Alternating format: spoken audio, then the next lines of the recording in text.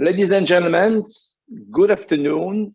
We are very excited to welcome you all today for this very important conference that we organize with thinc. First of all, I would like to introduce myself. I am Arieh Ben-Semoun, the CEO of ELNET in France. ELNET is an organization that is devoted to strengthen the relation between European countries and Israel, and also working on all the connection with the Middle East. And we are very oriented to build this close relation between Europe and Israel based on shared values, shared democratic values, and common interests. So for this new roundtable on Israel facing international law, we made a partnership with our colleague of thinc, the Hague Initiative for International Cooperation, which promotes the rule of law, fairness, international cooperation, and friendly relation between nations. I would like to thank my friend Peter Ugendorm, Director of Operation, and Andrew Tucker, the Director of Program, for the coordination of this event. Today, we will discuss the challenges and consequences of legalizing the Israeli-Palestinian conflict with two important speakers. I'm very happy to welcome Professor Blanc, Colonel David Reisner, and Dr. Dov Jacobs. The latest war between Israel and Hamas in Gaza and the recent decision of the International Criminal Court, ICC, to open an investigation in Israel and Palestinian territories have brought the century-long dispute back into the legal arena. Is Israel fight against Hamas justified under international law? That's the question we will try to answer today, tackling three issues. First, Israel-Gaza, the law of self-defense and the question of proportionality with Professor Blanc. Second, does Israel respect international law with Colonel Advocate Daniel Reisner? And third, prosecution of Israel leaders for war crimes and crimes against humanity with Dr. Dov Jacob. It's now time to give the floor to Andrew Tucker, Program Director of thinc, moderator of this seminar. We will speak about the legitimacy of Israel under international law, and will also moderate the debate, and you will have the opportunity to ask questions. You can do it through the chat that is open, and we will try to convey all your questions to our speakers. I'm sure not everybody is here, but we will begin, and the people that are scheduled to be with us today will join us. No problem with that. So please, Andrew Tucker, you have the floor to begin your intervention, please. Thank you, Arieh, so much, and good afternoon, good evening, good morning, everybody, wherever you might be. It's an honor to be joining with ELNET in this series, where we're going to look into these very complex issues about the role of international law in the situation in the Middle East generally, and we're focusing today on Hamas. Now, it's actually quite strange that we're having this conversation in a way. What in many ways should be a fairly straightforward conflict has become obfuscated and confused by actually a century of history, which has confused our understanding. And I think there's a reason for this, about how to look at these territories. My job is just to give some introductory remarks to the three speakers who will talk in their specific areas. And I want to explore the concept of legitimacy. There's a difference, obviously, between the legality of action and its legitimacy. And Israel's not fighting just a military campaign, it's fighting a war of perception. And one of the interesting things that's come out of this latest round of the conflict with Hamas is in fact, Hamas seems to be winning that international war of perception. This has triggered and an outflow of very anti-Israel, anti-Jewish sentiment worldwide, even though Israel, from its perspective, and we'll hear more about that, is defending itself against indiscriminate attack by a terrorist organization on its doorstep. And the question is, how can that happen? And what does that have to do with international law? Well, when we look at legitimacy, this is a core concept in the UN Charter. What we're facing is a campaign to delegitimize the state of Israel. Now, I think there's probably only one state in the world where there is such a campaign. And the best example to compare it with in the past is obviously South Africa, with the boycott, divestment, sanctions campaign to delegitimize the apartheid regime in South Africa. And really what we've seen over the last 5-6 decades is a campaign to delegitimize the state of Israel. Now, on the one hand, Israel is a UN member state, and under the UN Charter, every state that is a member has a right to sovereign equality, which means that every state is entitled to be treated equally. It has a right to political independence. It has a right to territorial integrity, and it has an inherent right to self-defense. In Article 51 of the Charter, these are all very basic UN Charter principles. We read in Article 2(4), all members shall refrain in their international relations from the threat or use of force against the territorial integrity or political independence of any state or in any other manner inconsistent with the purposes of the United Nations.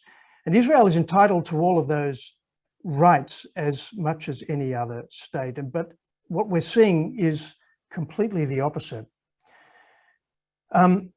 So the second question is, well, why is Israel's existence so consistently and intensively being challenged and questioned? And I think we do have to go back to the history of this region. And in one minute, we'll deal with 100 years of history. But in a way, you could say the confusion was laid with the mandate system, which was intended to implement the Balfour Declaration, which was declared that the British government supported the creation of a national home for the Jewish people in Palestine. And that document, which was implemented in the mandate, which ultimately led to the creation of the State of Israel, obviously carries within it an awful lot of ambiguity and uncertainty. What is a Jewish national home? What does it mean to be in Palestine? So from day one, there was confusion, I think, about what this entity was to be and what it was to look like. And of course, from the very beginning, the Arab world, and particularly the Palestinian Arab leadership, fought with great force to oppose and to prevent the implementation of the mandate. Great Britain was required under the mandate system to enable this policy to be implemented, to enable the Jewish people to return and to settle in the land. Of course, we all know the history of how that didn't happen. In 1947, after the Second World War, the partition plan, UN partition plan of the 29th of November 1947, was adopted to try and partition Western Palestine, west of the Jordan River. Of course, Jordan had been carved out in 1921. It was part of Palestine. It was created to establish a Palestinian Arab state. And now the western part of Palestine was to be divided. That partition plan, as we all know, was rejected by the Arabs and accepted by the Jewish people. And so when the State of Israel was created in May 1948, it was created in the midst of conflict, in the very middle of a war that had already been going on for months since the rejection of the partition plan. And the very next day, the new State of Israel was attacked by the Arab world. So there have never been any well-established borders of the State of Israel. And as the decades have gone past, the 1949 armistice lines, which Israel entered into with Egypt and Jordan, particularly establishing the demarcation lines between Israel and those states, have come to be seen as some kind of frontiers or international boundaries, despite the fact that those armistice agreements say quite specifically that those lines, and in Jordan's case, and now with the Palestinians, that's the green line. It was stated clearly in the Israeli-Jordanian armistice agreement that the line was not to have any political significance as an international frontier or boundary. Nevertheless, the Arab world insisted on treating those lines, and the PLO and the PLO campaign, and we've seen this now before the ICC, has adopted what Europe also calls, and the international community calls, the pre-1967 lines, and the EU even calls them borders in its official policy, has become a kind of mantra that the UN has adopted, and now the International Criminal Court has even accepted that mantra as having some kind of legal significance. We'll come back to that, obviously, when we talk about the ICC. We don't have time to talk about what has happened since the 1967 Six-Day War, when Israel gained control of the territories that had been occupied by Egypt and Jordan. But we've seen basically a rewriting of history, I would call it. And this has taken place also within the legal institutions. And I want to mention three key moments in time, as it were, that I think are critical to understand when we think about where we are at this moment, and particularly in relation to this understanding the conflict with Hamas.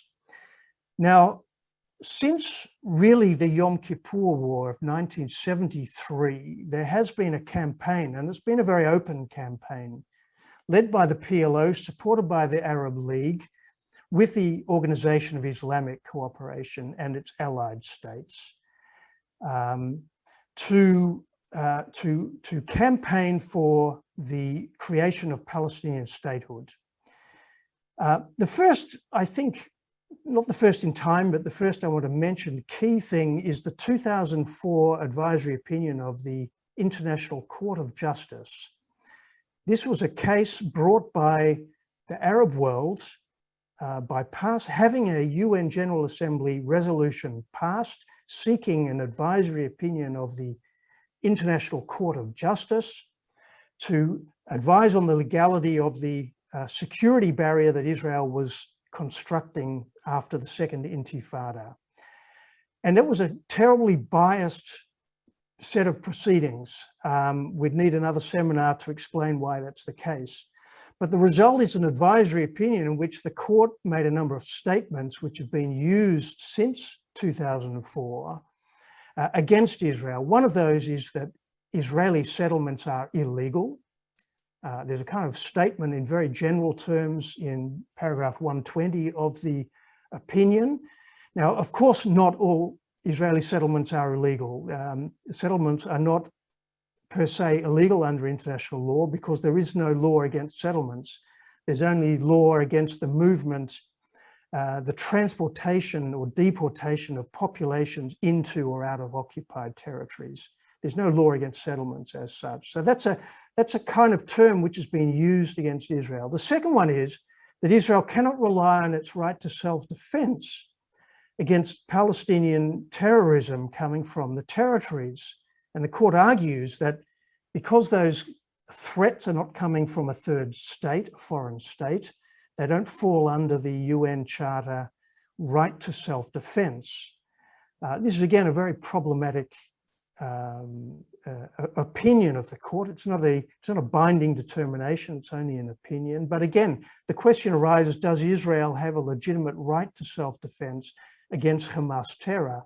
That's a question I think Laurie will speak to later. The second point, key event of a legal nature that occurred and that is fundamental was the resolution adopted by the General Assembly 29th of November 2012, giving Palestine UN non-member observer state status in the General Assembly and within the UN. A political resolution, not binding, not intended to recognize statehood, but nevertheless has been the mechanism that Palestine, so-called, has used to accede to a whole range of multilateral treaties and instruments and organizations, one of them being the International Criminal Court under the Rome Statute. And again, I think we'll talk about that a little bit later, but that's very problematic that this political resolution has received legal validity and even to the extent of defining the territory of Palestine as the ICC has accepted it. Andrew, your 12 minutes are over, and as you know, I am the clock keeper. Right. So please, we're gonna move to some questions if there are. So I'm turning to Sarah Perez. Do we have at this stage some very specific questions for Andrew Tucker? Not in the chat box, but we received some questions that maybe Andrew would like to answer. Let me check.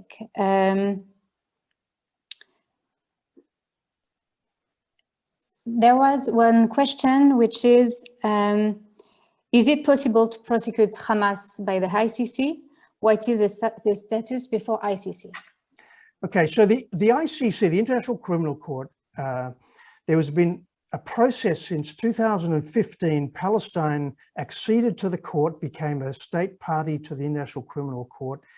The prosecutor of the court opened an examination of the situation in Palestine. She asked the pretrial chamber for a ruling on whether the court has jurisdiction. In February this year, the pretrial chamber decided the court has territorial jurisdiction. That is, it has the power to investigate and prosecute for war crimes, crimes against humanity in the territory of Palestine. And it's decided that the territory of Palestine is the West Bank, Gaza, and East Jerusalem. So according to the court, it can prosecute both Hamas and Israeli and any other Palestinian leaders for war crimes or war crimes against humanity, even in Gaza Strip. I think that's the technical answer to the question. Thank you, Andrew. Sarah, we will take other questions after, and I recall that after all the debate or all the speakers, we will have a global debate to end this conference. So please, Andrew, it's time to turn to our next speaker, Professor Laurie Blanc. Can you introduce her? And certainly. Thank you. So we're very delighted to have Professor Laurie Blanc all the way from Atlanta, Georgia. She is a professor of international humanitarian law at the Emory Law School. And she was one of the co-authors of a submission to the International Criminal Court in the proceedings relating to whether the court has territorial jurisdiction. And obviously this question about Israel's use of force in response to Hamas firing of rockets is an issue of international humanitarian law, the law of war. And this is Professor Laurie Blanc's area of expertise. So Laurie, can I invite you to speak to us? Welcome, and thank you so much for joining us about the questions of proportionality and discrimination. And I think one of the first questions is, does Israel have a right to defend itself in the first place? And you have 12 minutes. Thank you, Laurie. Wonderful. Well, thank you so much for including me in this this very interesting event. Happy to join with you all. So I can give you a very short answer to that question before I dive deeper into talking a bit about proportionality and all of its complexities. But so the short answer is yes. But since I have 12 minutes, we'll dive into that a little bit more. Every state has, just like every human being has a right of self-defense. If we think about a system in which there was no right to defend yourself, the idea of being bound by that law would unfortunately go by the wayside, because everybody would decide, every person, every state would decide that the law was not sufficient to address basic needs. But let me address that more through the lens of this question of proportionality. So we tend to see the word proportionality just used for almost anything anybody wants to say about conflict, and particularly as a buzzword for any issue, any critique, any discussion of Israel's conflicts with Hamas in particular.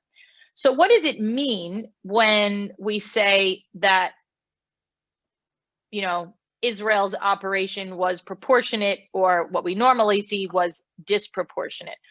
So before diving into the legal discussion, if I were to diagnose what the sort of ordinary person on the street means when they say something is proportionate or disproportionate in terms of a military operation, what they basically mean is it was about the right amount, not too much force. It seemed to be about right. Well, that's a gut reaction. That's not a standard by which we can measure or assess or plan military operations. It certainly would not give a leader, a military commander, or anybody else who was deciding in advance what is it that we can accomplish here. It doesn't provide any kind of standard. So luckily, the law actually gives us a lot of guidance on what it means when we talk about proportionality.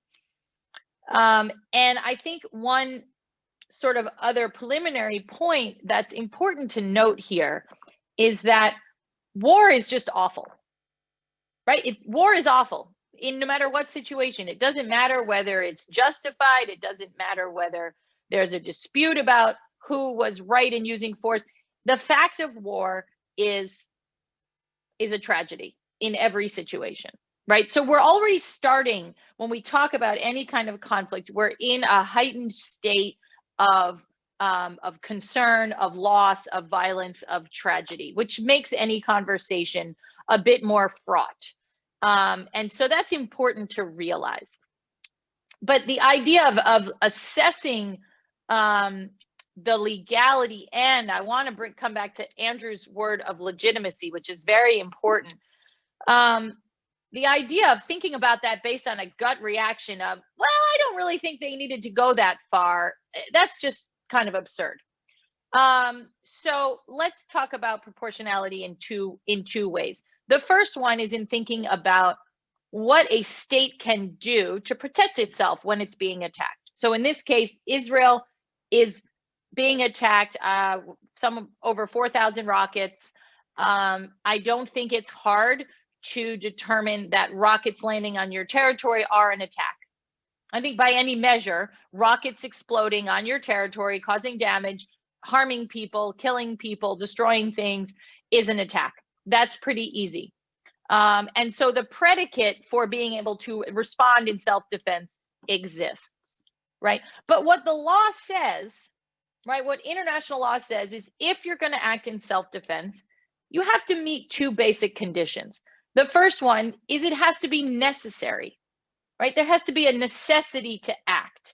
That's good because we want to minimize the resort to war generally in the international system. It's safer for everybody that way. So you need a necessity. Well, when you have a terrorist group that is attacking you and there's no, possibility of negotiating, etc., there's a necessity to take out those rocket launchers, to take out their command structure, to make those attacks stop. The second condition is this question of proportionality. And proportionality, when you're acting in self-defense, is about the extent, how much force you can use to make those attacks go away. It's not a tit for tat. It's not a symmetry. It's about, I want to make these attacks end, so I can use the amount of force that will make that happen. when we look at the recent conflict, right, as long as Hamas's attacks are continuing into Israel, it's pretty hard to say that continuing to respond to end those attacks is disproportionate, right? You still have a need. You obviously haven't yet completed that goal. One other question that comes up here is that sometimes we see arguments that because of Iron Dome, Israel doesn't need to respond with military force to take out rocket launchers and other Hamas, Islamic Jihad and other groups, their capabilities in Gaza. In short, I think this is somewhat of a bizarre argument, right? To say, oh, you've come up with a good defense, so you just sit here and, you know, just be a punching bag and just try to deflect everything. When we consider the fact that Israelis have to spend days and weeks in bomb shelters and everything shuts down and people are still being killed and there's still destruction and enormous amounts of disruption, that argument just doesn't hold water. I find it absurd, actually. So let's, I'm keeping an eye on time here. So in terms of self-defense, what's interesting here is that Israel's position, Israel's situation is a very clear example of why we have law allowing states to act in self-defense. You're being attacked, right? The only way to stop it is to actually destroy, degrade, disable, neutralize that capability of that adversary, and you respond in a way to do so. So why is it such an issue, right? Because obviously there's a huge debate about this. There's an enormous amount of criticism saying that Israel is not acting proportionately. Well, now we need to weave in another concept of proportionality, because what's happening in all of these conversations is that the conversation about whether Israel's overall actions are proportionate in self-defense is being driven by, infected by, complicated by another concept of proportionality. And this is the concept of proportionality in the law of war, in the law that governs how you fight. Not if you can fight, that's the question of self-defense, but how. When you're actually in a conflict, how must you conduct yourself? And here the law sets out comprehensive methodologies, principles, and rules for how parties to a conflict can conduct themselves, can conduct hostilities with an eye to accomplishing two things, right? The protecting civilians, you know, upholding the humanitarian imperative of mitigating and minimizing suffering during war, but also recognizing and enabling the pursuit of the military objective. Those two things happen at the same time in war. Proportionality in the law of war is about minimizing harm to civilians from lawful military operations. So the question is, if there is an attack on a lawful military objective, and I'm guessing we'll get some questions about that as well. So if Israel is attacking Hamas targets, Hamas militants, Hamas capabilities, rockets, etc., it also needs to take account of any incidental harm to civilians. That's what proportionality is about. What the rule says is that when you're attacking a lawful target, if the expected harm to civilians will be excessive in relation to the anticipated military advantage gained, then you can't launch the attack. So what is that all about? That's about when you are planning or launching an attack, you have to assess what's the value of the target? Why am I attacking it, right? What's the gain going to be? Including, well, they won't be able to use that rocket launcher to shoot at us anymore. That's a pretty significant military advantage, right? And what do I expect to be the harm to civilians in the area? And then you have to look at them. Now, proportionality is not, is my attack likely to cause harm to civilians? Is my attack likely to cause a lot of civilian casualties? Is it going to cause civilian harm that's a little bit greater than the military advantage I'm going to get. Proportionality is actually a rule of excessiveness, right? The word proportionality is actually just not really appropriately descriptive. So it's a methodology. Assess the probable harm to civilians, the expected harm to civilians, assess what you're going to get as a military gain, and then consider whether the harm to civilians is going to be excessive. So how does this get manipulated in this conflict and past conflicts? Well, now we come back to the question of legitimacy. And legitimacy in most contemporary military operations is about the perception of compliance with international law. Not the actual compliance, but the perception of compliance with the law of war. And herein lies the challenge. Because what that means is that ultimately the conflict in the international space, in the international court of public opinion, is an information war. Okay, so Israel is fighting a kinetic war to stop attacks on its territory and its population. Lori, that you have 2 minutes to conclude. Okay, and Hamas is fighting an information war in order to demonstrate and the delegitimization of Israel's operations, in order to chip away and damage the legitimacy of Israel's operations. So what happens? Well, we see the unfortunate and tragic use of the civilian population in Gaza for this purpose.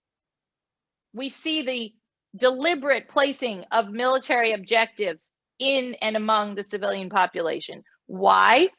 Well, either to protect it from attack, because based on the methodology of the law of war, right, an attacking party must take into account possible harm to civilians, or to actually cause that harm to civilians.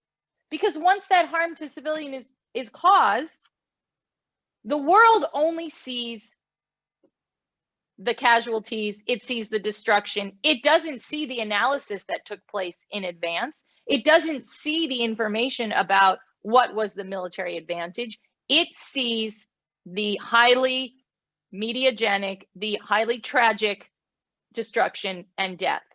That then creates the assumption, the perception of a war crime, right? Of a violation of the law. Now, Hamas has all the ingredients it needs to engage in that information war on legitimacy. Thank you, Lori. So let me tie this all together in my last few seconds. Yeah, sure. Okay. I said that the analysis of Israel's, whether it's acting proportionally in self-defense, ends up incorrectly being driven by this whole information discourse about the proportionality of its attacks. And what happens is that we begin to see, we see sort of extensive discussion of, well, this many people died on this side of the conflict and many, many more people died on that side of the conflict, so it must be something wrong. This is the only conflict in which we see a comparison of casualties as the measure of legality.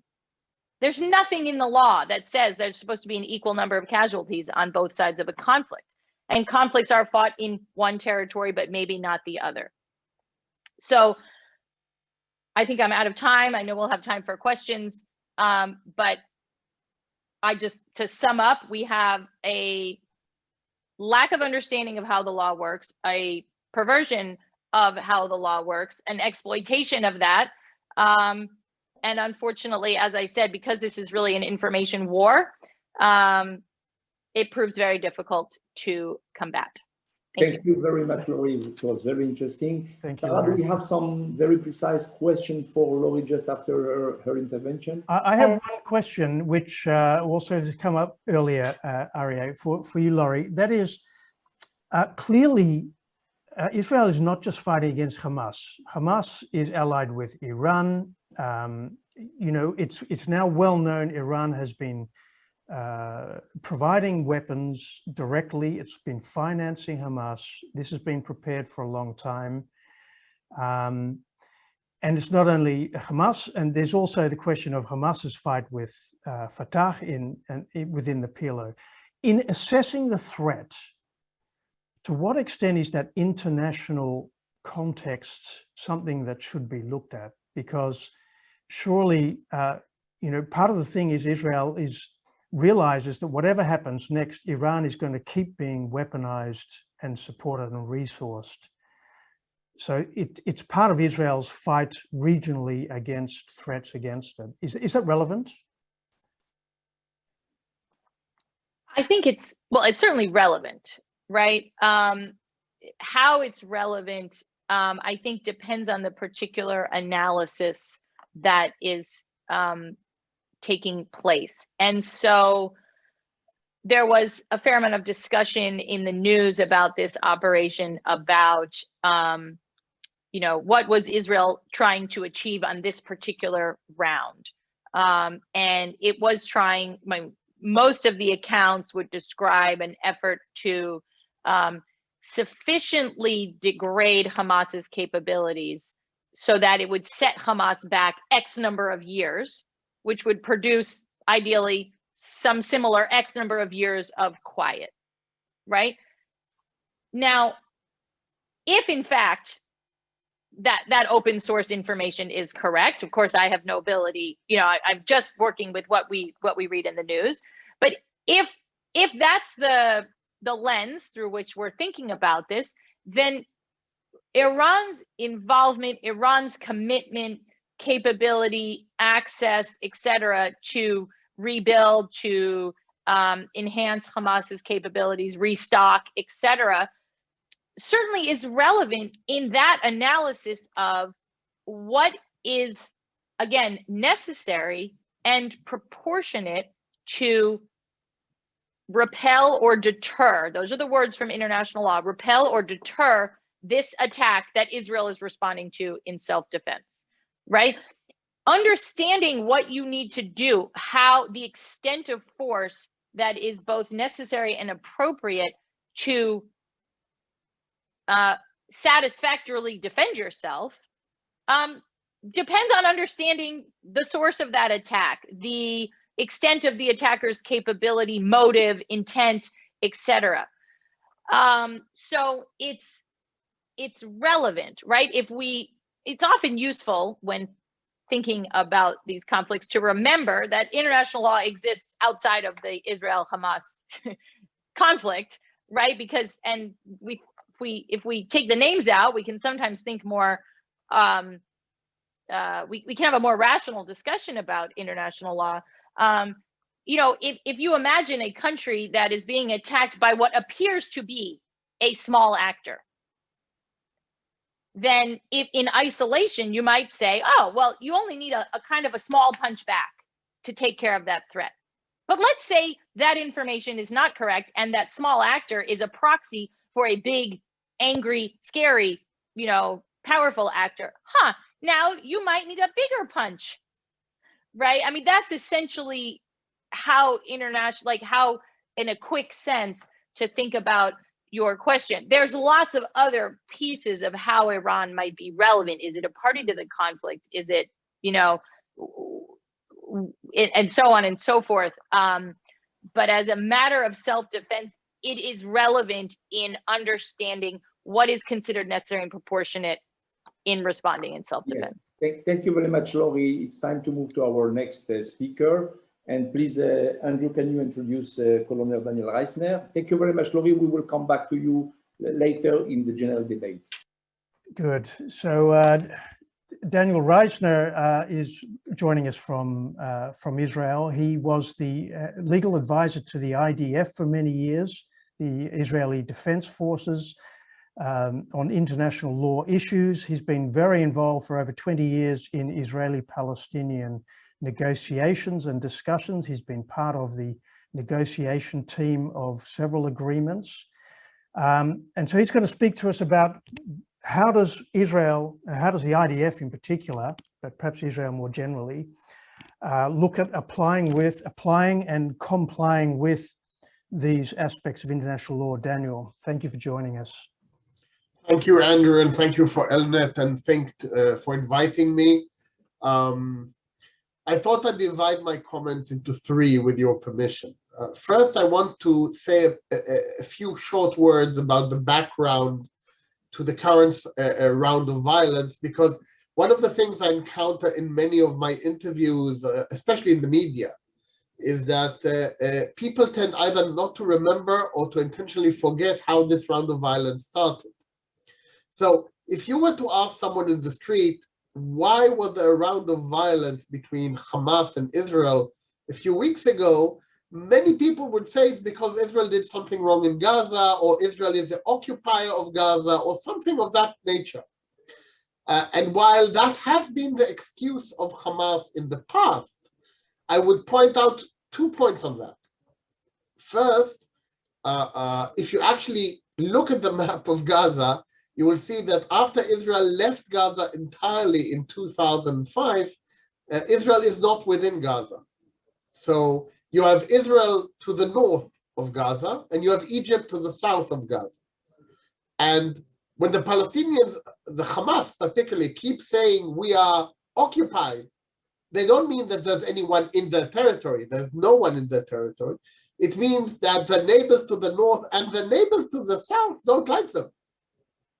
And for them, that is a significant excuse to justify trying to kill people, which international law does not allow, but also international logic does not allow. But put that aside for a moment. In the last round of violence, that wasn't even the argument. Hamas actually went public and said the following. They said, there are things going on in Jerusalem between Israelis and Palestinians, and we have a position on that. And if Israel does A, B, and C, we will fire rockets against Israeli civilians in Israel to prove our point. In other words, this is an extortion racket. If you do not accept our political position with respect to a dispute, which is frankly between us and the Palestinian Authority in the West Bank, then we'll try and kill you. And when Israel, I think justifiably disregarded the threat, they started firing hundreds and later thousands of rockets against civilian towns, villages in Israel. So I say that because this is a case of an extortionist threatening to kill you if you don't do something they want. And now Israel is being blamed for hitting back at the extortionists after they tried to kill us, which I think when you put that in context, it makes a lot of the criticism seem rather weird. The second point I wanted to address is the question which you, Andrew, have posed to me, which is what is the process within the IDF to address the concepts that Lori just so eloquently described? And as you mentioned, I spent 20 years of my career as head of international law for the Israeli military, and I was actually personally responsible for setting up these mechanisms. But before I explain what they are, I want to explain that before you launch a military attack, you actually go through a 3-test process. Stage number 1 is the attack has to make sense. In other words, it has to be militarily justifiable.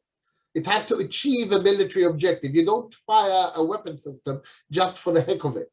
It has to have some military advantage associated with it. And that is actually a more strict test than one would think, because you need to verify that the attack that you are contemplating actually makes sense in the scheme of the operation you're looking at right now. It's not just random shooting.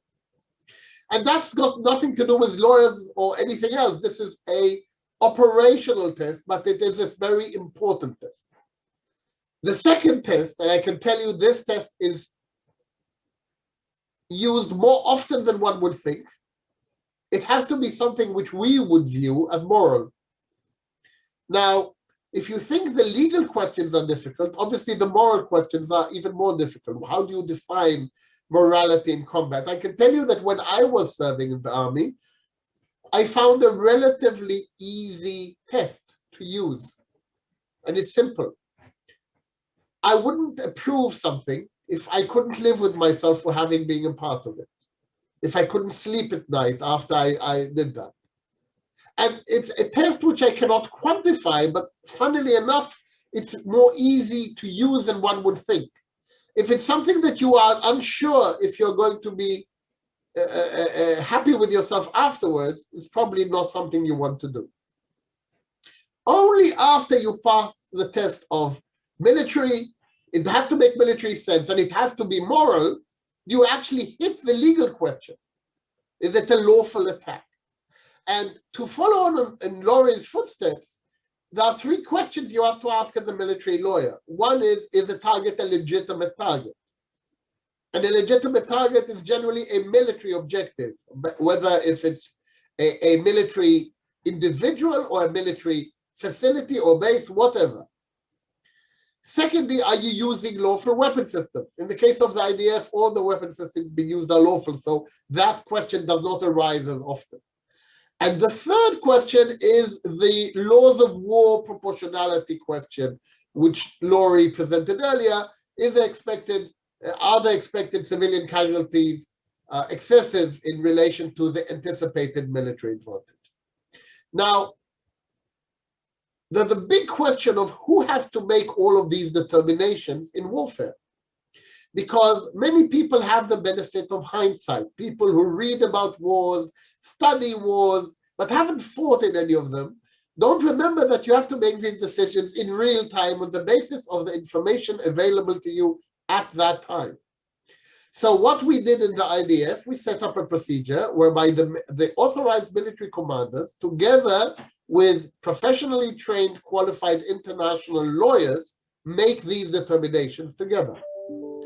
And the IDF targeting cells include targeting officers, bomb damage assessment experts who can try and give you a picture of what is the expected, what we call collateral damage of the attack, and qualified expert lawyers who will try to apply the principle of proportionality to make sure that it makes sense.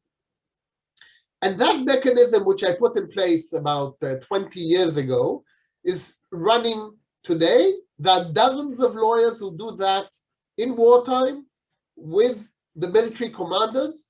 IDF lawyers are deployed from the division level and above for these purposes. So General Headquarters, Air Force Headquarters, Special Forces Headquarters, and the relevant division commanders. All of them are given on the ground legal advice with respect to each and every operation and or attack. Now, I want to put this in context. Does anyone think that Hamas has lawyers advising them about the legality of the rocket attacks against Tel Aviv or Ashdod or Ashkelon? I hope not, because otherwise those people are quite negligent in the legal profession. So I know they don't. In fact, they are intentionally targeting civilians. So one of the things which some people call the reverse asymmetry of this situation. Most people always refer to the asymmetry of the big Israel versus the small Hamas. In our case, it's the opposite asymmetry. Israel making every single effort to avoid anything which would be a violation of international law, and Hamas making every effort to violate every rule of international law intentionally, willfully, and wantonly. So with this asymmetry in mind, I wanted to move to the third point. And Andrew, I think you, in our pre-conference email exchanges, you said, what will be the consequence of the Israeli army's decision-making process and potentially its after-the-fact investigation process, which I haven't touched upon yet, with respect to the potential ICC investigation. So that would be my third and final point. First of all, the IDF, as most modern serious armies, after every incident in which there is an allegation of something wrong, launches an after-the-fact investigation. In most cases, those will be what we call operational investigations. Commanders will investigate the situation to find out, did something go wrong? And if so, why? In extreme cases, where there is a risk that international law has been violated, if such an event occurred, then the investigation will be transferred to the legal authorities for what we call a legal investigation. So, for example, and this is not relevant to the recent conflict, if there was an allegation of anyone intentionally shooting at a civilian, for example, which is what Hamas was doing, but the IDF never did, then the IDF would launch actually a military criminal investigation into that allegation to find out if that happened, and if so, who was responsible. Now, I say that because the ICC is based on the principle of complementarity. In other words, the ICC is supposed to be a complementary source of jurisdiction, not the primary one. The primary source is still supposed to be national criminal justice. So, because the IDF does investigate allegations of wrongdoing, there is a very powerful argument to be made if and when it becomes relevant that the court should not have jurisdiction over events related to the IDF, because the IDF has a very robust internal investigation mechanism. However, to be fair, that is for the future, because I assume that argument will be raised if and when the prosecutor decides to pursue specific cases. And secondly, it has been made public that the prosecutor sent a letter to the Israeli government with respect to the intention to launch an investigation, and the Israeli government did not avail itself of the opportunity to claim complementarity at that stage, because it did not wish to be seen as collaborating with what it views as unlawful and unjustified legal process. I want to end with two small points. Point number one is, one of the mistakes quite often made by the media is that they assess everything on the basis of publicly available information. I'll give you one example. The famous IDF strike on the tower in Gaza, in which the AP and other international media were stationed. I was asked after that strike, I was interviewed by the Association of Foreign Journalists in Israel. And of course, this was number one on the list. Why did the IDF attack the building where we were stationed in Gaza? And I said I actually talked to the IDF before that, and the IDF had perfectly credible and multiple source verified evidence that that building was being used for highly sensitive purposes by Hamas. It was later published by the IDF themselves that part of those activities were attempts to create anti-Iron Dome blocking mechanisms from Gaza. So let me make it clear. Hamas was trying to develop an electronic capability to prevent Israel from shooting down its rockets so that it could kill more innocent civilian men, women, and children. Okay? Daniel, you have to conclude. Okay? So on the basis of that information, the IDF gave a 12-hour advance notice to everyone in that building, including the Hamas people who used it for that purpose, to leave the building. Now, I need to tell you that in warfare, giving 12 hours advance notice to the other side is not recommended practice. It's not legally required either. Israel does that because of exactly what Arya said at the beginning of this session. It does it because of the problem of perception, not because of legality. Because at the end of the day, today, we are fighting two battles in parallel, on the battlefield and in the public opinion. And Israel is sacrificing a lot of its legal military capabilities in order to be able to ensure that it can show everyone what it is doing. But that does not stop people from making determinations on the basis of lack of information because of the personal or political or other bias. I will stop here, Arya, and I will take any questions. Thank you.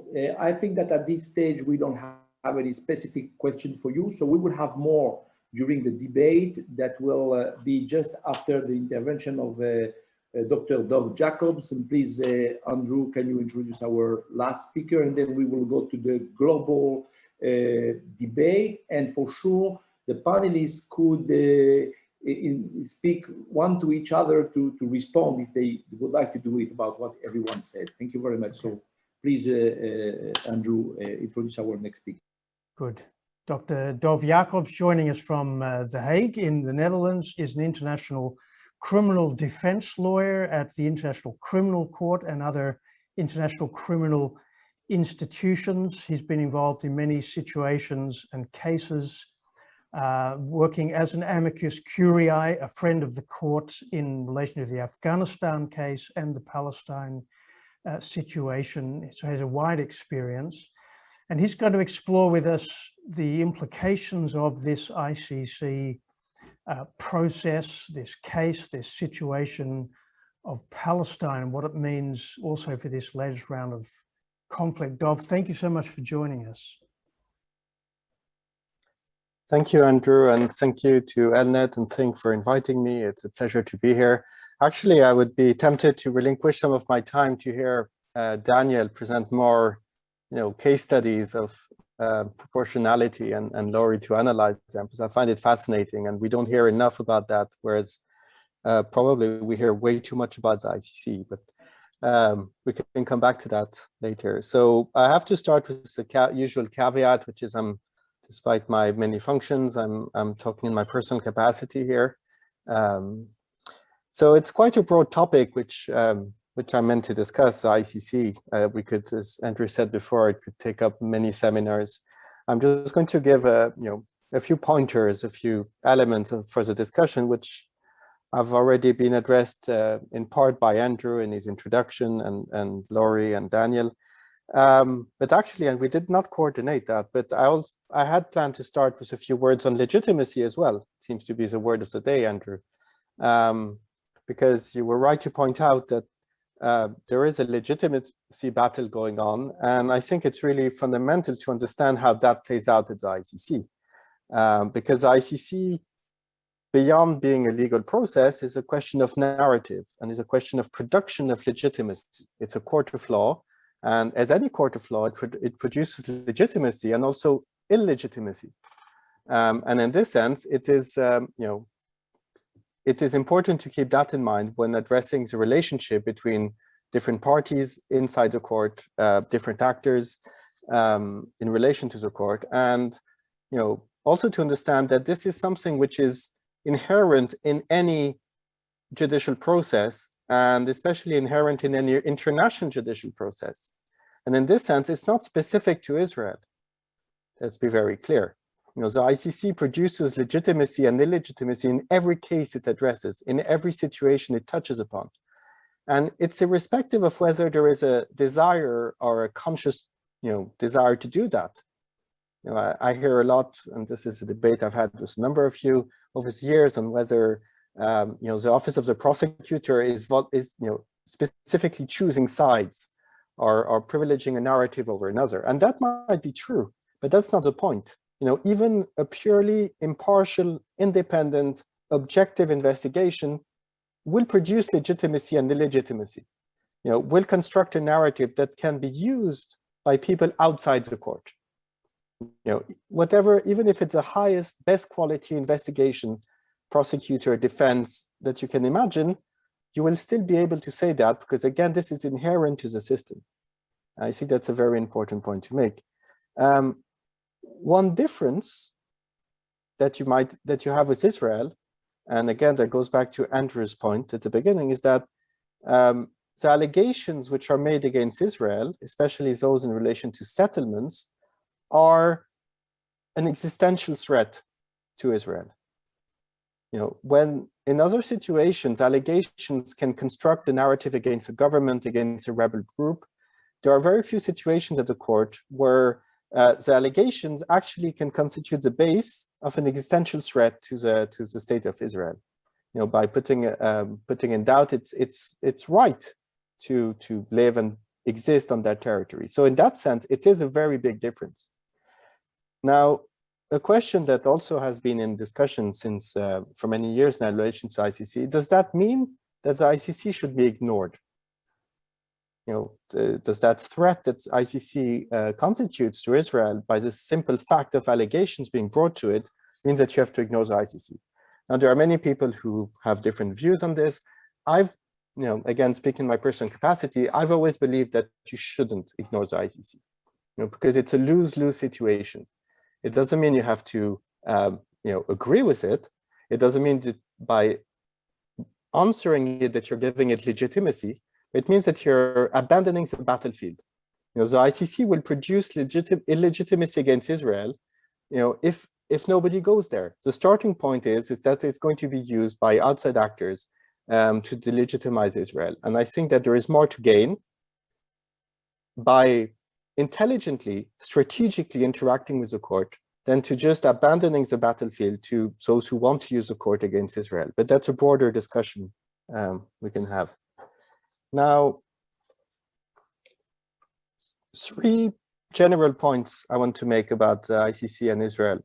Now, the first one, obviously, and everybody knows, Andrew mentioned it, the pretrial chamber issued a decision on the 5th of February 2021, where it said that the prosecutor could exercise jurisdiction on the territory of Palestine, which it recognized as East Jerusalem, West Bank, and Gaza.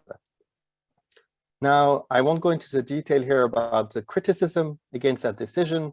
It's mostly weak legal basis. It's over-reliance on UN, non-binding resolutions. It's kind of probably, inconsistent use of principles of law. On the one hand, saying that it doesn't deal with international law. On the other hand, referring to self-determination.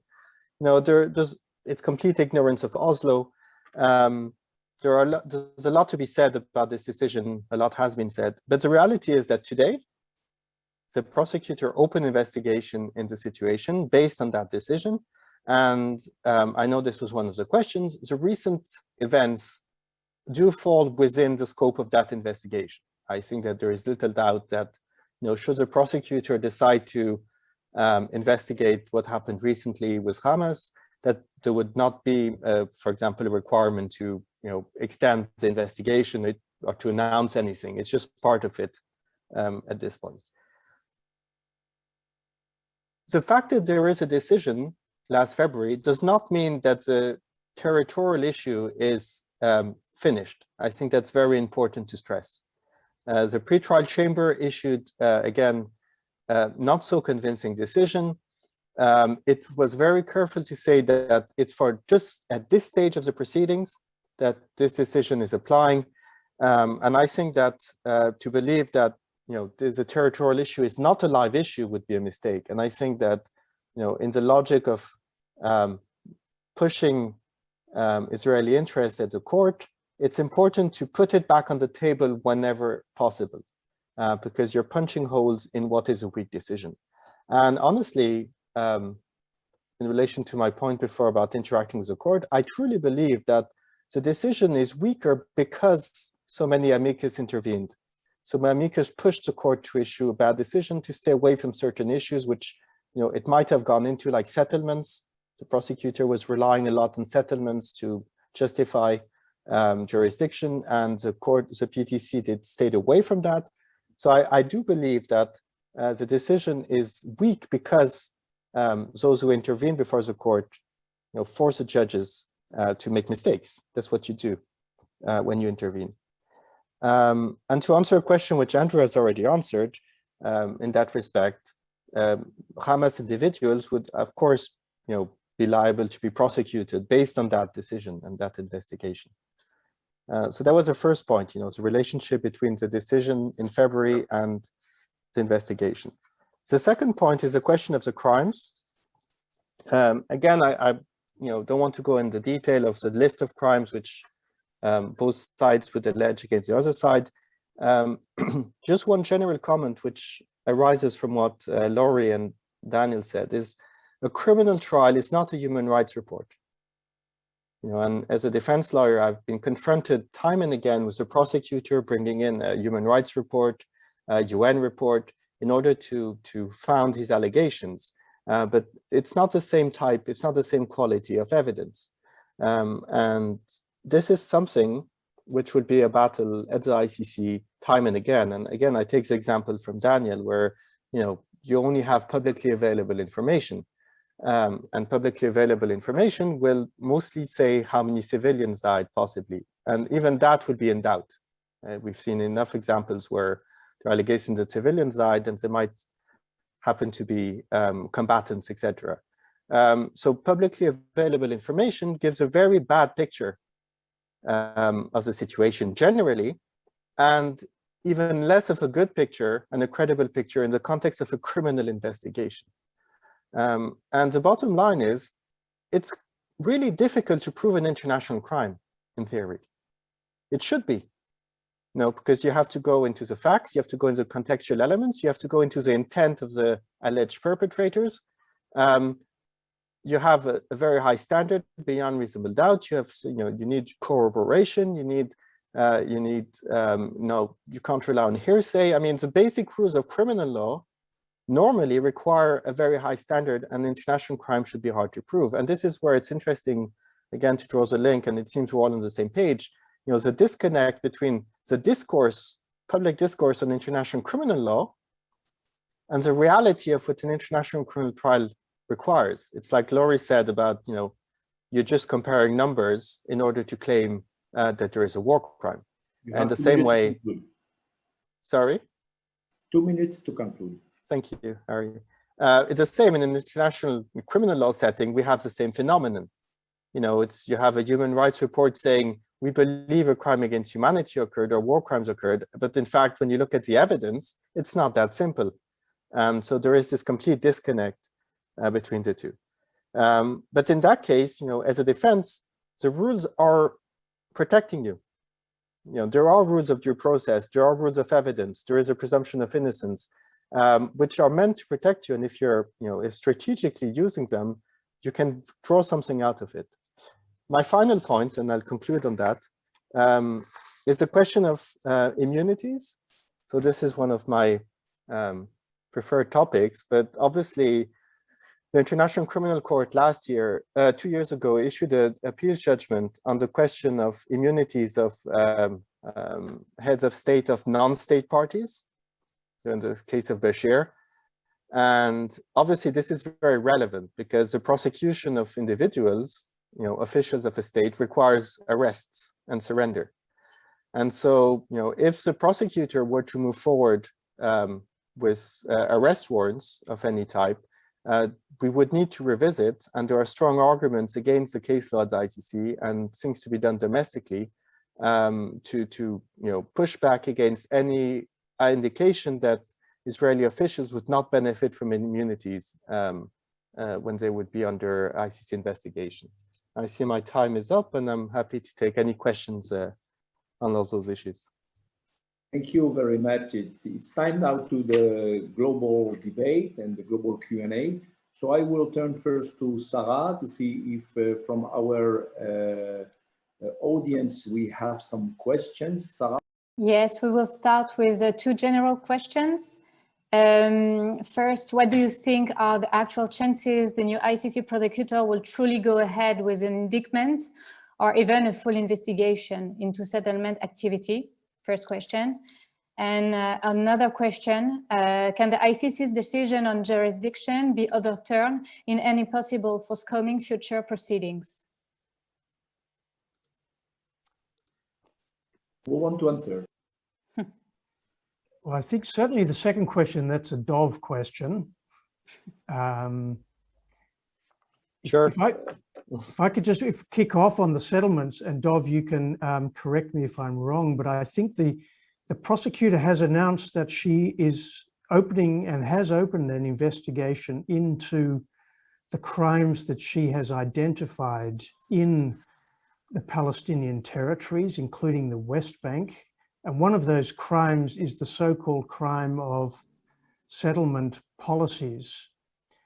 So my understanding is she's made the decision, which is not to say that her successor, there will be a new prosecutor this month coming into office to replace the existing prosecutor. He will make up his own mind, I assume. But that investigation has been opened into crimes, including what she believes to be the crime of Israel's settlement policies. But perhaps, Daniel, you might have some more inside information on that. Inside information about where the prosecutor is headed, I do not have, but I have some outside information about the question. there has been a lot of pressure placed on the prosecutor to move forward with the so-called Palestinian, the existing prosecutor, to move forward with the Palestine investigation, and that pressure came from all of the pro-Palestinian and Arab countries. The prosecutor was amenable to that approach, and she proved it. And if you compare the prosecutor's answers on why she decided to so quickly decree the launch of the investigation in Palestine, while at the same time saying that the court does not have the bandwidth to deal with other, frankly, clearer investigations in other jurisdictions, is for me a clear indication of either bias or agenda. But that's just me. The new prosecutor is coming into a court which suffers from a variety of problems. A horrible reputation amongst international law experts. The professionalism of the ICC prosecutor's office is seriously in doubt amongst professional international lawyers. And because this is the most important criminal court in the world, that is not a situation that anyone should live with. And I think the biggest challenge for the prosecutor is to try to rebuild international confidence in the prosecuting team. And that is a huge challenge, irrespective of specific cases. After that, the prosecutor has to look at the table that Madame Bensouda will leave him, and he will need to prioritize on the basis of legal merit and making optimal use of the time of the prosecution of the court. And all of those things will take place only after he starts working later this month. So we don't know what he will decide.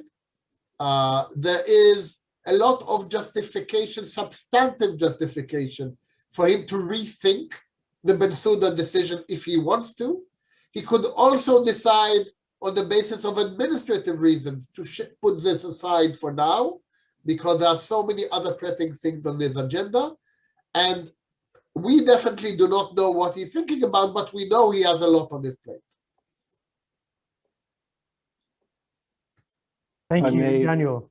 Maybe the second question, and I've forgotten what it was, but Dov, you might remember what the second question Sure. I mean, it's linked to it was a question about overturn the decision, but if I may, on the first question also, I think it's important to realize the process, because Palestine, as a state party, recognized as a state party to the ICC, referred the situation to the prosecutor. The decision in February is not an authorization to open investigation. We have to be very clear about that. There has been no judicial assessment so far of the prosecutor's reasons in terms of crimes committed, or alleged crimes. There's been no judicial assessment of the prosecutor's reasons to move forward. And that's a major difference with other situations which are called under Article 15, where the prosecutor decides, it's called proprio motu, on her own will to move forward, and judges have to say, I authorize you to. You have shown me sufficient evidence that such and such crime might have been committed, that some people might be responsible, etc. So that's in relation to the settlements issue. The fact that she mentions, Fatou Bensouda mentions settlements in her request is incidental. It was not legally required. This is not the object of her request, and it means that judges, so far have not given any opinion about this kind of claim. That's one thing I wanted to clarify. In terms of overturning the decision, there is no appeal. So technically, that specific decision will not be overturned. Now, can it be revisited? I believe it can. It can be revisited either directly with a new composition of a chamber at a later stage, expressing a view, but it can also be revisited based on the fact that the decision itself says this is only a temporary decision. It's only applies at this stage of the proceedings, which means that when there is a challenge at a later stage by an accused or by, a state, Israel, unlikely, but possible in theory, there is nothing preventing a state or an individual from reopening the discussion in relation to that decision. To keep the answer short. Thank you. Thank you very much. We have another question from the audience. Sarah, please. Yes. To what extent do modern conflicts like the one we saw recently in Gaza continue to shape international law? And to what extent this kind of dense urban war zone present new challenges to governments? Laurie, is this maybe a question for you? To what Sure. extent does conflicts like Gaza influence or inform the development of international humanitarian law? I think they do significantly, and in ways that often are not desirable or anticipated. So what we see if you think back to war before there was television, right? A country sent its forces off to war. Maybe soldiers wrote letters home.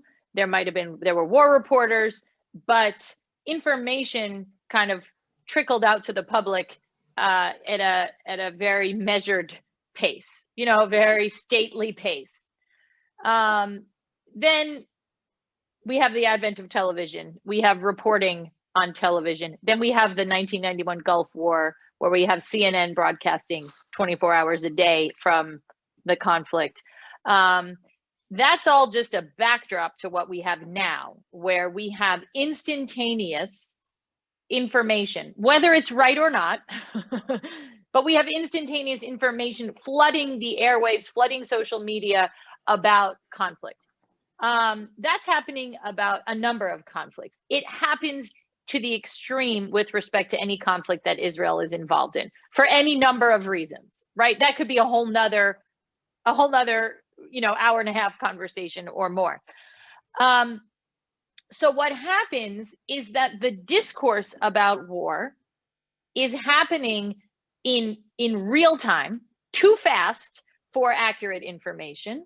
I should say, paralleling that is that in the last 20 years or so, maybe 20, well, let's say 27 or 28 years since the breaking of the news story about concentration camps in Bosnia in about 1992, 1993, all of a sudden the language of international law, the language of war crimes and international humanitarian law has been introduced into the public discourse, right? You didn't see that much news reporting use the language of the law before that.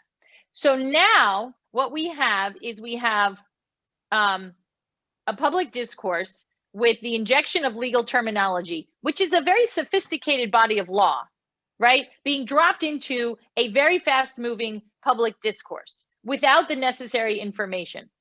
If that doesn't sound like a recipe for problems, then maybe I didn't explain it well enough. But what we have is that every conflict affects the development of international law and the evolution and the interpretation of the law, because every conflict involves new things, right? Even if they're not actual new technologies, just literally some different tactics, different facts, different parties. It's all relevant, right? Law develops organically in addition to in the formality of treaties. But when we have this discourse, which is entirely based on media reporting, lack of complete information and perception, and the desire to reach immediate conclusions, because, particularly Americans, we like to, just say win, lose, yes, no, right? We're not very good at gray. We're all black and white here on this side of the pond. So what you then have is this rush to international law-ize the conflict. So to take the example that Daniel mentioned of the tower in Gaza that housed both the media offices and a host of Hamas capabilities, what the world sees is a 12 or 13-story tower in Gaza reduced to rubble. It then immediately is told that the AP and I can't remember who else had offices there. that based on that, everybody's up in arms. Well, it must be unlawful. I mean, obviously, right? That's the immediate reaction, because we don't have any information other than the visual. We don't have any information other than effects. And so one of the challenges that current conflicts pose is the constant introduction of what we would call an effects-based analysis of the law, trying to determine legality based on what you see physically, right? The visual effects.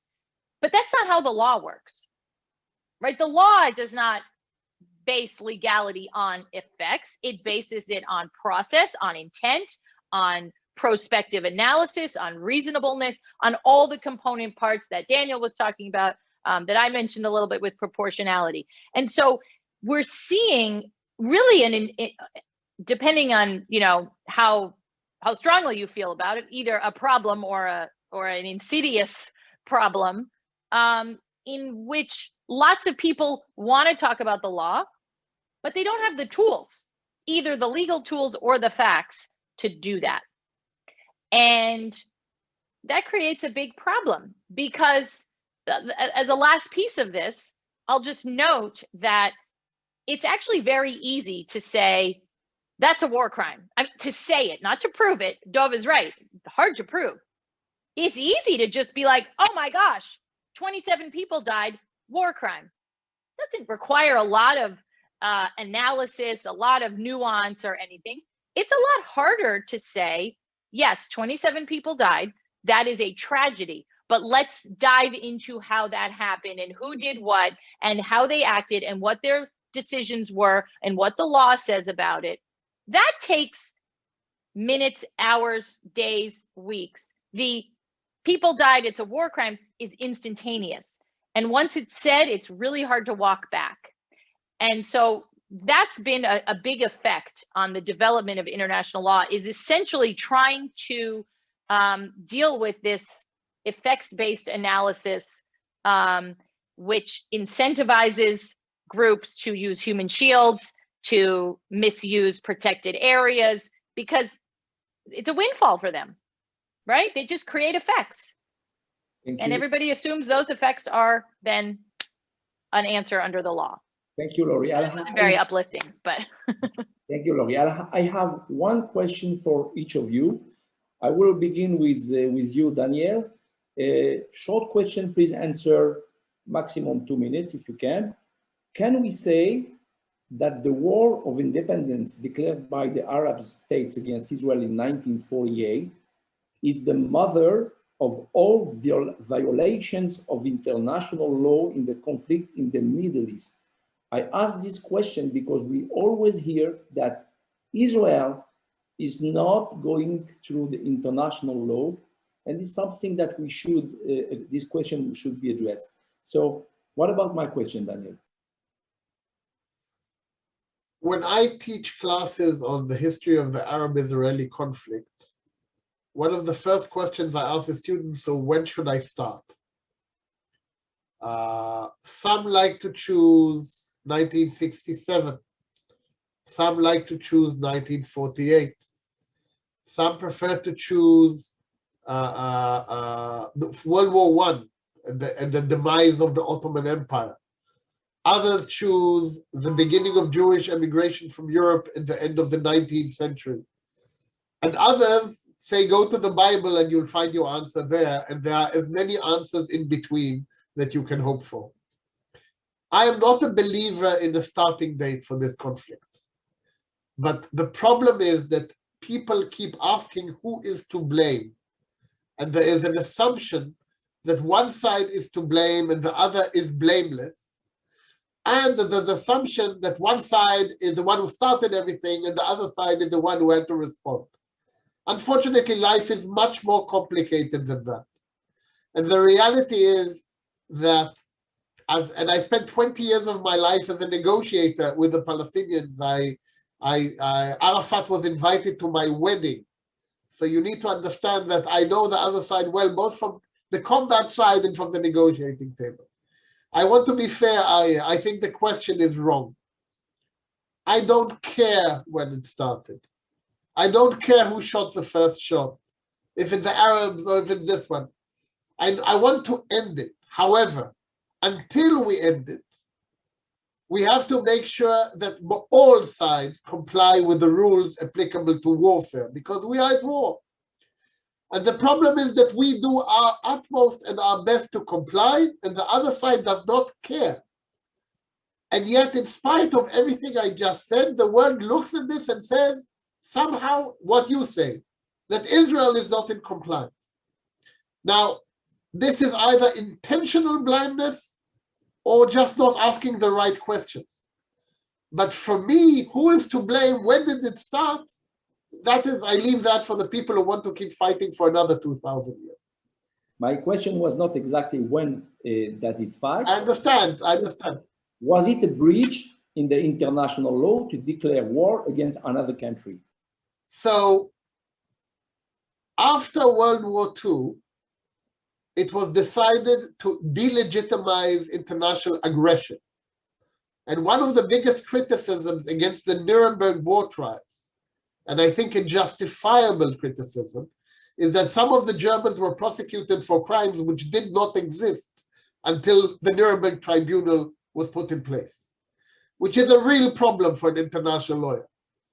But today, the international crime of aggression is even part of the International Criminal Court statute. So there appears to have been a lot of progress since 1945 in the delegitimization of attacking another country. You are asking me if it was a violation of international law for the Egyptians, the Iraqis, the Moroccans, the Saudi Arabians, the Jordanians, the Lebanese, and the Syrians to attack the newly declared state of Israel in 1948. I will claim yes, but I've heard them say no.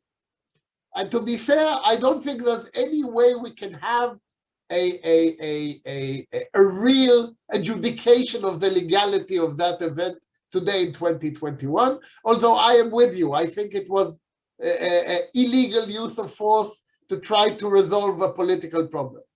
But as I said earlier, I'm not a great believer in using that as a solution. I agree with you. It was just a question. So my second question is for Dov Jacobs. Dov, there are dozens of armed conflicts in the world, and some of them where countries like France, United States, UK are involved. And we, the Jews and Israelis, are the only ones to question the proportionality or the conformity of our action with international law. What does this say about the world where we live and how international law is viewed or interpreted? Okay. How long do we have left? You have 2 minutes. Yeah. There's a lot of elements in the question. Now, every one of you has, highlighted, and it would be blind not to do so, the disproportionate attention that this conflict gets in the media, in public opinion, at the UN, especially in the past, 15, 20, 30 years, whenever you want to start counting, as Daniel says. This does not mean that other situations don't get some attention. The ICC has been functioning for the past 20 years without the Palestine situation, with its problems and difficulties. It does not mean that human rights reports are not written about Tibet, and I'm not going to list places, but other places in the world. So the problem with this discussion, and this, I'm not reacting here as a lawyer, it's just a question, is to fall in the other extreme. Is to think that nothing else gets any attention, or, and this is not for me to say, that Israel and Palestine should get none. I don't think anybody's claiming that. So I don't want to sound like Daniel putting away the question. I think it's really important to address this imbalance in the perception of Israel. But I think as lawyers, our job, and this is what we've done today, is to be as competent and professional as possible in presenting the law, in analyzing the facts. And I know it's difficult to use that term in such a conflict, in a dispassionate way. Laura used the word rational conversation. And it's often impossible to have a rational conversation about this conflict. So that's all I would say in my humble position. I'm not the Secretary General of the UN, so I cannot reform. I don't think, to answer simply, Ari, I don't think we should throw the baby of international law with the bathwater. Definitely. The conclusion of that discussion cannot be that international law is pointless, is biased, is all political, and that we should throw it away. But that we can, develop that in the next seminar. Thank you very much. So my last question for you, Laurie. Have you read that article published in the Washington Post, which says that the success of the Iron Dome is contribute to the perpetuation of the conflict because it avoids pressure on Israel? What do you think about this statement and the way the people see the right of self-defense when it's about Israel? So I think if I did see that article, and I think if I'm remembering correctly, I think what it was getting at is that Iron Dome has, by enabling Israelis to live with more security, has thus maybe slightly dulled their feeling of an imperative to more substantially resolve the threat that Hamas poses. I know I said that a lot like a lawyer. I kind of couched all of that. I won't speak for how Israelis feel. I haven't been there during the rockets being fired during the most recent conflict. So I don't presume to speak for how someone feels about the threat of rockets and the danger to them and their families. So I can't comment on that. But I think so. Let me come at the Iron Dome question a little bit differently. First of all, there's the point I made earlier, which is that some people use Iron Dome as a cudgel to say, oh, well, Israel, you actually can't take offensive action in self-defense because you have this extraordinary defensive capability. Again, I think that's absurd. I think to suggest that you have no right to actually eliminate, let's just take a rocket launcher. Simple thing, not even getting into the rest of Hamas's capability, that you don't have the right to actually disable or destroy a rocket launcher, because instead you can wait till the rocket is launched and then use your high-tech capability to shoot it down out of the sky. I got to tell you, I can't come up with any other country, any other scenario in which that argument would be made with a straight face. I don't see any basis for that argument. It, to me, is based on sort of, again, delegitimizing a right of self-defense. Iron Dome is also important for one other thing that we haven't brought up, which is the obligation of a country or a governing actor, because Hamas governs in Gaza without getting into the status of it under international law. It is responsible there. The law of war places responsibility and obligation on a party to a conflict to protect its own civilians, to take precautions as the defending party, not only to take the precautions that Daniel was talking about when launching an attack, but also to take steps to protect its own civilians from the dangers of hostilities coming from the other side. Iron Dome and the red alerts and the sirens and the bomb shelters and all of these defensive capabilities and infrastructure in Israel is a manifestation of exactly that.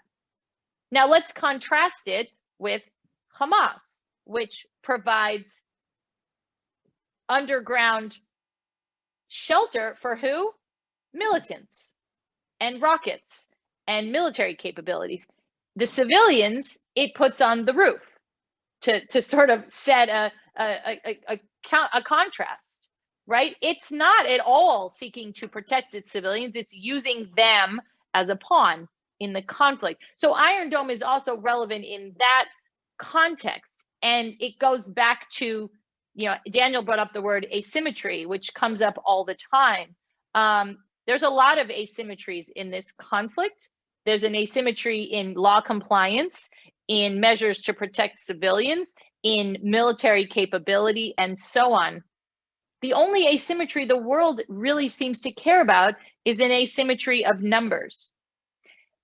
And the asymmetry of numbers, the law doesn't provide any analysis of that. It's fact, right? Asymmetry is all about fact, right? And rockets fired at Israel are intercepted by a defensive capability, and civilians can go into bomb shelters.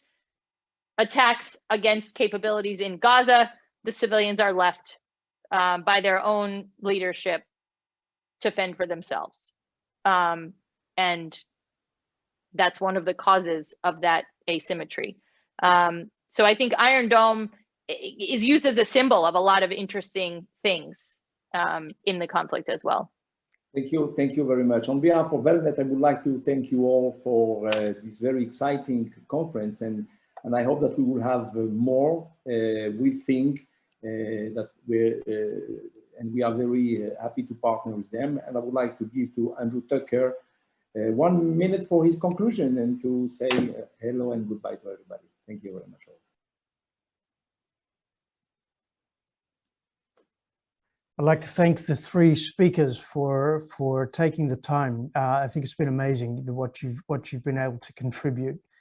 So thank each of you for making yourselves available. I think for me, this is just showing this is the tip of the iceberg. There's so much here that we need to be digging into and to be exploring and explaining. And I hope that this series will be a platform whereby expertise can be shared and can be broadcasted. So, and I encourage all of you who are listening and watching to, even rewatch this and gather those little bits of gold that we've been shared by our speakers, and generate the discussion with those around you, because it's not just the realm of lawyers, but we all have an opportunity to speak, and our goal is to help you to do that. So on behalf of thinc, thank you all. Thank you, REA. Thank you, ELNET. Bye, everybody. Thank you. Bye-bye. Thank you, everyone. Bye. Thank you.